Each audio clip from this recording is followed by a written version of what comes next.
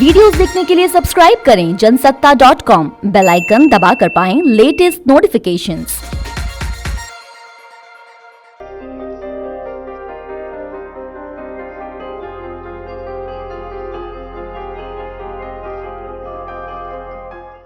नमस्कार दोस्तों, 2022 का बजट अब आने को है और वही समाचार पत्रों में और सोशल मीडिया में कुछ खबरें तैर रही हैं कि इस बार से इनकम टैक्स में एक्सपेंडिचर पर टैक्स लगेगा।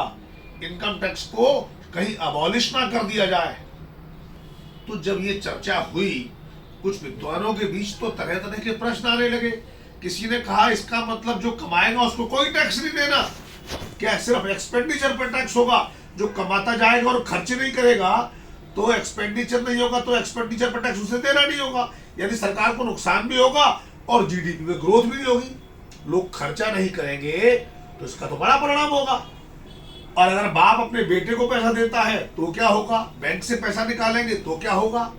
अगर चुपचाप कैश में खर्चा कर दिया, कैश में कमाई की, कैश में खर्चा कर दिया, तो कैसे पता लगेगा?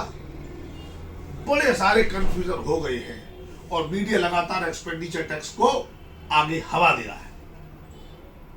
मुझे ऐसा लगता है कि सरकार का एक्सपेंडिचर टैक्स लाने का कोई इरादा होगा नहीं, क्योंकि 5 राज्यों के चुनाव अभी सर पर हैं और अगर ऐसे में कोई नई चीज आती है जो अभी बिल्कुल भी पब्लिक में डिस्कस नहीं हुई है तो कहीं ना कहीं उसका निर्णय ये जाएगा कि उसकी ढेर सारी कमियां निकालकर गरीबों मजदूरों पर टैक्स लग जाएगा, ये हो जाएगा, वो हो जाएगा।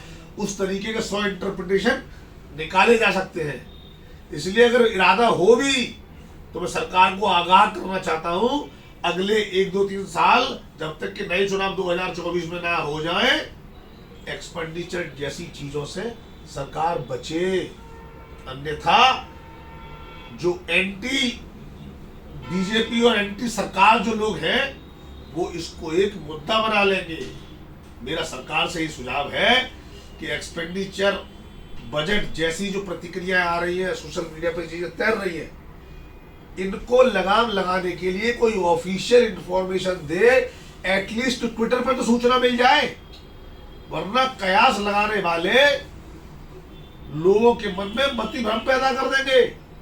और एक्सपेंडिचर टैक्स का जब तक प्रारूप सामने नहीं आता उस पर कुछ भी चर्चा करना मुश्किल होगा और सरकार से जुड़े लोग बैकफुट पर आते रहेंगे। बहुत बहुत धन्यवाद।